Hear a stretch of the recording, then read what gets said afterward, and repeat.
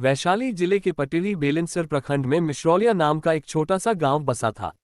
ये गांव अपनी शांत और हरी भरी वादियों के लिए जाना जाता था, लेकिन इसकी प्रसिद्धि का एक और कारण था पुराना बेलनसर तालाब। ये तालाब करीब 200 साल पुराना था और गांव वालों की मान्यता थी कि इसमें परछाइयां रहती थीं, ऐसी परछाइयां जो न केवल पानी में दिखती थीं, बल्कि रात के अंधेरे में जीवंत हो उठती थीं। कोई भी सूर्यास्त के बाद इस तालाब के पास जाने की हिम्मत नहीं करता था। कहते थे कि जो भी वहां गया वही या तो लापता हो गया या पागलपन का शिकार हो गया।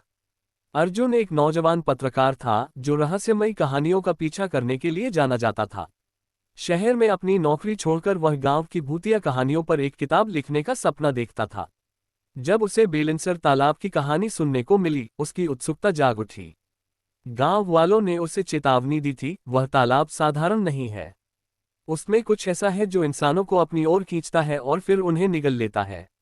लेकिन अर्जुन को ये सब अंधविश्वास लगता था। उसने ठान लिया कि वह इस तालाब के रहस्य को उजागर करेगा। अर्जुन मिश्रौलिया गांव पहुंचा और एक पुराने अतिथि गृह में ठहरा। उसने गांव के बुजुर्गों से तालाब के बारे में पूछताछ शुरू की। एक बुजुर्ग, रामधारी काका, ने उसे बताया कि ये तालाब पहले गांव का गौरव था। लोग इसके पानी से खेत सींचते थे, लेकिन 100 साल पहले एक भयानक घटना घटी। एक औरत, जिसका नाम मालती था, को उसके पति ने तालाब के किनारे जला दिया।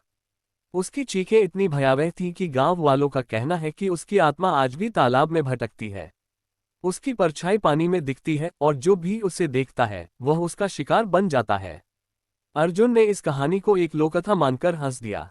उस रात वह अपने कैमरे और टॉर्च के साथ तालाब की ओर निकल पड़ा।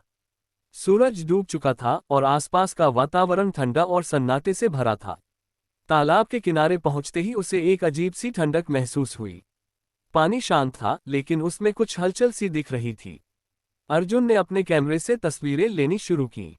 अचानक उसे पानी में एक परछाई दिखी, एक औरत की आकृति, जिसके लंबे बाल पानी की सतह पर तैर रहे थे। उसने कैमरा नीचे किया और टॉर्च की रोशनी तालाब पर डाली, लेकिन वहां कुछ भी नहीं था। अगले दिन जब अर्जुन ने अपनी तस्वीरें देखीं, तो वह स्तब्ध रह गया। तस्वीरों में एक धुंधली आकृति थी, एक औरत जिसका चेहरा खून से लथपथ था और आंखें खाली थीं। उसने तस्वीरें गांव के एक तांत्रिक, बाबा श्यामदास, को दिखाईं। बाबा ने तस्वीरें देखते ही कहा, यह मालती की आत्मा है। उसकी मृत्यु के बाद उसने तालाब को अपना ठिकाना बना लिया। वह उन लोगों से बदला लेती है जो उसके दुख को नहीं समझते। तुमने उसे देख लिया है, अब वह तुम्हें नहीं छोड़ेगी।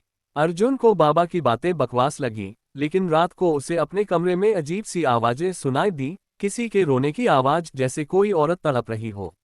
उसने खिड़की खोली तो बाहर तालाब की दिशा से एक धुंधली रोशनी दिखाई दी। वह फिर से तालाब की ओर गया। इस बार उसे पानी में अपनी ही परछाई दिखी, लेकिन उसकी परछाई अकेली नहीं थी। उसके पीछे एक और परछाई थी, एक औरत की, जो धीरे धीरे उसके करीब आ रही थी। अर्जुन ने पीछे मुड़कर देखा, लेकिन वहां कोई नहीं था। उसका दिल जोर जोर से धड़कने लगा। अगले कुछ दिनों में अर्जुन ने गांव के इतिहास की खोज शुरू की। उसे पता चला कि मालती एक गरीब परिवार की थी और उसका पति, ठाकुर रघुवीर सिंह, एक क्रूर जमींदार था। मालती ने ठाकुर की जातियों के खिलाफ आवाज उठाई थी, जिसके कारण ठाकुर ने उसे तालाब के किनारे जला दिया। लेकिन मालती की मृत्यु के बाद ठाकुर और उसके परिवार को भी रहस्यमय तरीके से मौत ने घेर लिया। गांव वालों का मानना था कि मालती की आत्मा ने उनसे बदला लिया। अर्जुन ने तालाब के पास एक रात और बिताने का फैसला किया। इस बार वह अपने दोस्त रवि को साथ ले गया। रात के 12 बजे तालाब के आसपास की हवा भारी हो गई।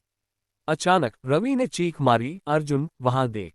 तालाब के पानी में एक औरत की आकृति उभरी और उसकी खाली आंखें उन्हें घूर रही थीं। इससे पहले कि वे कुछ कर पाते, पानी से एक ठंडी हवा का झोंका आया और रवि बेहोश होकर गिर पड़ा। अर्जुन ने उसे उठाने की कोशिश की, लेकिन उसे लगा कि कोई उसका कंधा पकड़े हुए है। उसने पीछे मुड़कर देखा, लेकिन वहां कोई नहीं था। अर्जुन अब समझ चुका था कि तालाब में कुछ अलौकिक शक्ति थी। उसने बाबा श्यामदास की मदद मांगी। बाबा ने बताया कि मालती की आत्मा को शांति तभी मिलेगी जब उसके साथ हुए अन्याय का सच दुनिया के सामने आएगा। अर्जुन ने ठाकुर के परिवार के पुराने रिकॉर्ड खोजे और पाया कि ठाकुर ने न केवल मालती को मारा था, बल्कि गांव के कई लोगों को भी प्रताड़ित किया था। अर्जुन ने एक लेख लिखा जिसमें उसने मालती की कहानी और ठाकुर की क्रूरता को उजागर किया। उसने तालाब के किनारे एक छोटा सा स्मारक बनवाया जहां मालती की आत्मा की शांति के लिए प्रार्थना की गई। आखिरी रात जब अर्जुन तालाब के पास गया तो उसे पानी में मालती की परछाई दिखी। इस बार उसका चेहरा शांत था। वह धीरे धीरे पानी में गायब हो गई और तालाब का पानी पहली बार साफ और शांत दिखा। गांव वालों ने राहत की सांस ली, लेकिन अर्जुन को हमेशा लगता रहा कि तालाब की परछाइयों में अभी भी कुछ छिपा है। पुराना बेलेंसर तालाब आज भी मिश्रौलिया गांव में मौजूद है। गांव वाले अब उसका पानी पीने लगे हैं, लेकिन रात के समय कोई भी वहां जाने की हिम्मत नहीं करता। कहते हैं कुछ परछाइयां अभी भी तालाब में रहती हैं, जो उन लोगों को देखती हैं जो अन्याय के खिलाफ आवाज उठाते हैं।